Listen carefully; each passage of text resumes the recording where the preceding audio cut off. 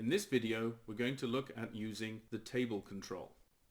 Table controls are useful when you want to be able to add an indeterminate number of line items to a parent form. In this example, we're using an expense report. So the report would have some summary information, who the report was by, what date the report was, maybe what region they worked in, but we need to be able to enter the individual line items for our expenses, and we do that with a table control. Grab the table control, drop it, and now I can add whichever columns I want that my individual line items will have. So I'll need a description for my expense, then click add a column, and I'm going to want to have the date. So I click here on the field and I can change its type to date. Add another column for amount. Make that a number field. And I could add further columns. Obviously the X here can be used to remove one of the columns.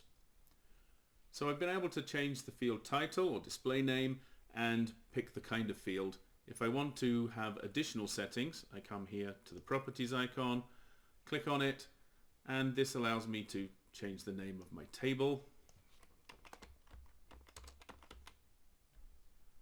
But I have a fields tab here that allows me to make detailed settings to each of my fields. So for my text field, I can change the name.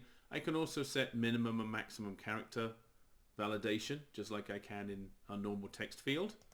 For the date, we only actually have control over the column name, and for an amount, I can change the name, I can set the number of decimal places, I can set what currency it should be, I can set a minimum and maximum value.